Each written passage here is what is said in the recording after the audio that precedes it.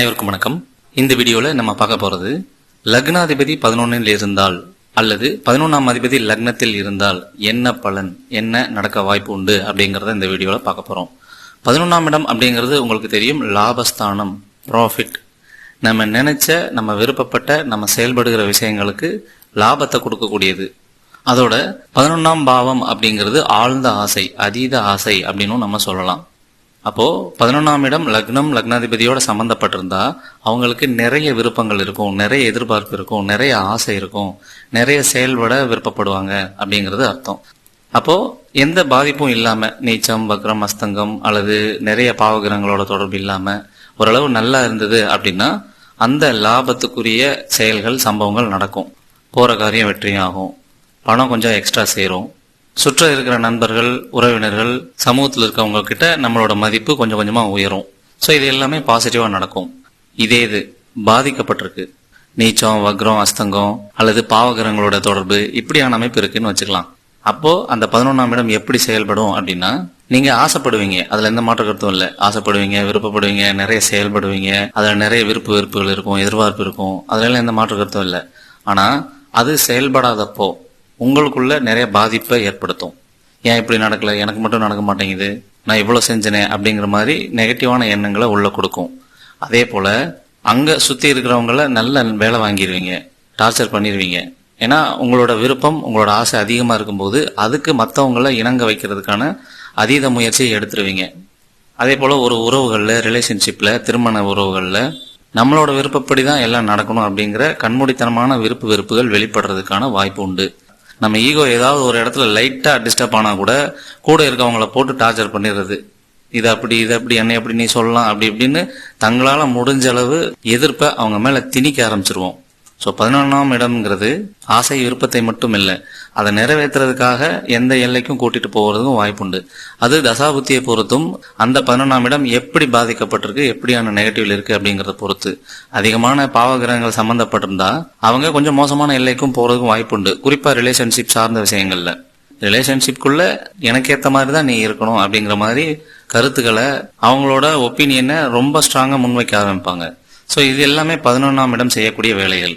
அப்போ 11ஆம் இடத்துல பாதிக்கப்பட்ட அமைப்புகள் இருந்தா நீங்க ஞாபகத்துல வச்சுக்க வேண்டியது, நம்ம நிறைய செயல்படணும், சந்தோஷமா இருக்கணும், விருப்பமான செயல்களில் ஈடுபடணும். ஆனா அதற்கு பயன்படுத்துகிற வழிகள், முறைகள், அதுல எல்லாத்துலயும் ஒரு ஒழுங்கு தேவை. ரொம்ப ரிசல்ட் போக்கஸ்டா இருக்கக்கூடாது, இது ஒண்ணு. அப்புறம் நீங்க உங்களுக்கு விருப்பமானதை, சந்தோஷத்தை தேடி செயல்படுகிற விஷயங்கள்ல, அது ப்ரொஃபஷனோ, ரிலேஷன்ஷிப்போ அல்லது பொருளாதாரமோ எதுல செயல்பட்டாலும் அதுல ஒரு மெச்சூரிட்டி வெளிப்படணும், பக்குவமான தன்மை வெளிப்படணும். எந்த ஒரு நெகட்டிவான சூழ்நிலை வந்தாலும் சரி, அந்த இடத்துல என்னோட விருப்பம் இதுதான், இதுக்காக இப்படி நான் செயல்படுறேன், இது எப்ப கிடைக்குதோ கிடைக்கட்டும், என்ன நடக்குதோ நடக்கட்டும், ஆனா ஜெனியூனா நான் இப்படிதான் இருப்பேன் அப்படிங்கிற ஸ்ட்ராங்காவும் இருக்கணும்.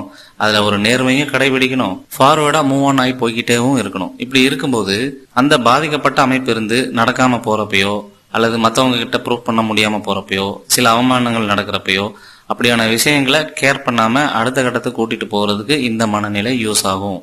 இன்னொன்னு, நம்ம போற நோக்கம், நம்ம செய்யற செயல் சரியானதா, நியாயமானதா, நமக்கு நல்ல விஷயமானு பாருங்க. ஏன்னா வெறுமனே வெற்றியையும் சந்தோஷத்தை மட்டும் தேடி போகாது. இது நிறைய அடிக்ட் ஆகிற விஷயங்களும் இருக்கு.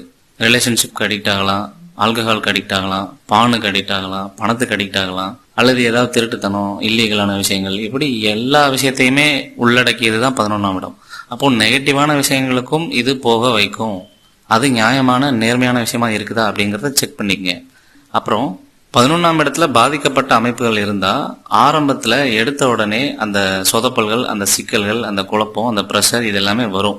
அதை சரியா கையாளணும், அதுல இருக்க டெக்னிக்கலை புரிஞ்சுக்கணும். ரிலேஷன்ஷிப்ல பிரச்சனை வருது, லவ்ல பிரச்சனை வருதுன்னா இறங்கி போய் அவங்களுக்கு ஏற்ற மாதிரி மாற ஆரம்பிக்கிறோம் அப்படின்னா அது சக்சஸ் ஆகிறதுக்கு வாய்ப்புண்டு. நான் சொன்னது ஒரு எக்ஸாம்பிளுக்கு தான். அதுக்காக 11ஆம் இடம் பாதிக்கப்பட்டா இறங்கி போயிட்டே இருக்கணும்ன்ற அவசியம் இல்லை, அப்படி எடுத்துக்காதீங்க. பட் அந்த விஷயம் சக்சஸ் ஆகிறதுக்கு, நல்லா போறதுக்கு என்ன பண்ணணுமோ அதை செய்ய ஆரம்பிக்கணும். இனிஷியலா வர்ற பிரச்சனைகளையும் சிரமங்களையும் பார்த்து தயங்க வேணாம், குழப்பிக்க வேணாம், வெக்ஸ் ஆகிக்க வேணாம் அப்படிங்கறதுனாலதான் இதை சொல்றது. அதே போல ஒரு ப்ரொஃபஷன்ல, தொழில்ல ஆரம்பத்துல லாபம் கம்மியா வரலாம், சொதப்பலாம், கிளைண்ட் சரியா வராம இருக்கலாம், நம்ம ஒர்க்கை சரியா பண்ண முடியாம போகலாம்.